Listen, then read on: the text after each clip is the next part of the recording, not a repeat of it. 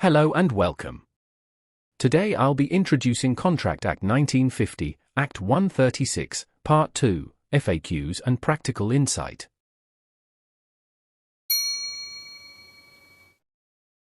Under the Malaysian Contracts Act 1950, contracts are not required to be in writing to be valid.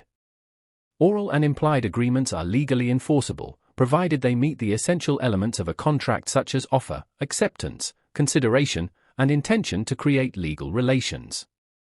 However, having a written and signed document is highly advisable, especially when legal enforcement is anticipated. Written contracts provide clear evidence of the terms agreed upon and are significantly easier to prove in court. This reduces ambiguity and strengthens the enforceability of the agreement. Legal practitioners, such as Sabrina Hashim & Co., recommend written contracts to avoid disputes and ensure clarity in obligations and expectations.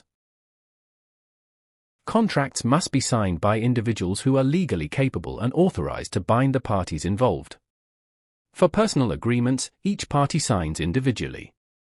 In cases involving organizations such as companies or societies, the person signing must be duly authorized, typically through a board resolution or other formal delegation of authority. This ensures that the signature carries binding legal effect on behalf of the entity. Failure to obtain proper authorization can render the contract unenforceable or lead to legal challenges. Legal firms like Sabrina Hashim & Co. emphasize the importance of verifying signatory authority to prevent future disputes and ensure contractual validity. The requirement for witnessing legal documents depends on the type of document involved. Most commercial contracts do not require a witness to be valid under Malaysian law. However, certain documents have statutory witnessing or attestation requirements. Examples include wills, company documents governed by the Companies Act, and land title instruments regulated by the National Land Code. Failure to comply with these statutory requirements may render the document invalid.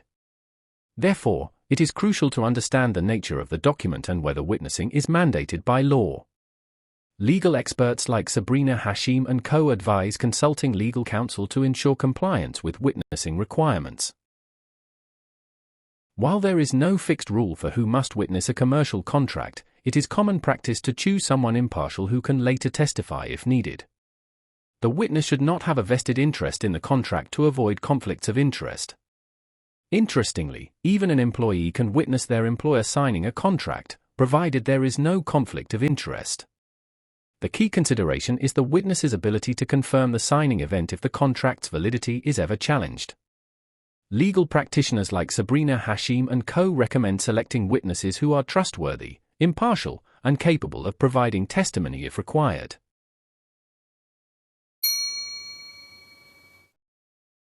A contract typically comes into effect either on the signing date or on a specified effective date mentioned within the document. The signing date is when the parties physically sign the agreement, but this may not coincide with the operational start date. For instance, a tenancy agreement might be signed in January but become effective only from March. Once a contract is signed and delivered, the parties are generally bound by its terms, even if the actual performance begins later. It is important to clearly define the effective date in the contract to avoid confusion and ensure mutual understanding of when obligations commence. Legal advisors like Sabrina Hashim & Co. stress the importance of specifying both signing and effective dates to delineate the timeline of contractual obligations. Contracts can be terminated or discharged through various mechanisms. Common methods include breach, rescission, frustration, and mutual agreement. A breach occurs when one party fails to fulfill their contractual obligations, allowing the other party to terminate the contract or seek remedies.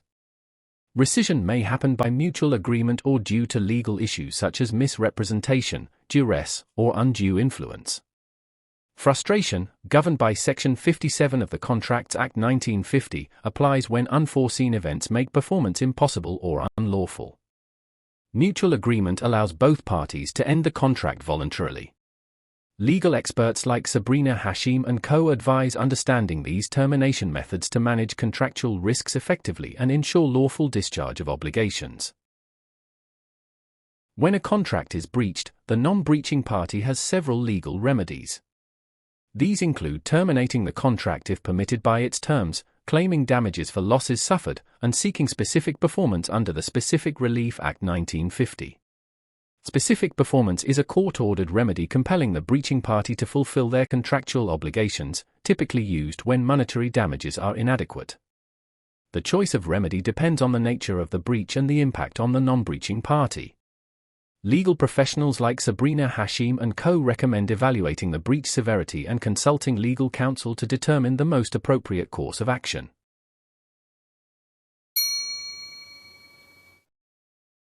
Stamp duty in Malaysia is governed by the Stamp Act 1949. The responsibility for paying stamp duty generally falls on the person executing the instrument. For leases, the lessee typically pays the duty, while for deeds of conveyance or transfers, the grantee or transferee bears the cost. Understanding who is liable for stamp duty is crucial to ensure compliance and avoid penalties. Legal firms like Sabrina Hashim and Co. advise parties to clarify stamp duty obligations during contract negotiations to prevent disputes and ensure timely payment. If a document requiring stamp duty is not stamped within the prescribed timeframe, it remains valid but is inadmissible in court until properly stamped. The deadline is typically 30 days from execution in Malaysia or receipt if executed abroad. Late stamping is allowed but incurs a penalty of Rm25 or 5% of the deficient duty, whichever is higher. This penalty structure incentivizes timely compliance and ensures that documents can be used in legal proceedings. Legal experts like Sabrina Hashim and Co. emphasize the importance of timely stamping to maintain the document's legal utility and avoid financial penalties.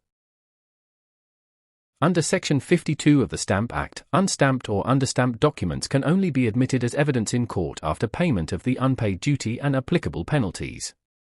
Until these payments are made, such documents are typically inadmissible in legal proceedings. This provision ensures that the government collects the appropriate revenue and that parties comply with statutory requirements. Legal practitioners like Sabrina Hashim and Co. advise clients to ensure proper stamping of documents to maintain their admissibility and enforceability in court.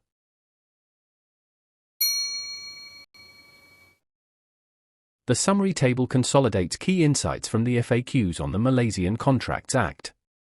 Written contracts are not mandatory but recommended for proof. Individuals or authorized signatories should sign contracts. Witnessing is generally not required unless mandated by statute. Effective dates may differ from signing dates.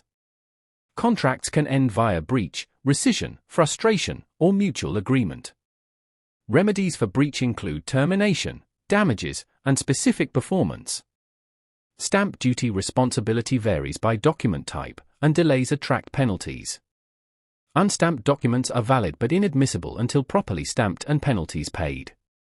This summary aids quick reference and reinforces understanding of contractual principles. The doctrine of frustration, under Section 57 of the Contracts Act 1950, addresses situations where contract performance becomes impossible or unlawful after formation, through no fault of either party. In such cases, the contract is deemed void. Malaysian courts apply this doctrine cautiously, requiring that the event fundamentally alters the contractual obligations. Mere hardship or increased expense does not suffice. Courts also consider restitution principles, such as Section 66, which mandates the return of any benefit received under the voided contract. Legal experts like Sabrina Hashim and Co. and Young & Associates highlight the importance of understanding frustration to manage contractual risks and ensure fair outcomes. If you like our content, kindly like, share and subscribe.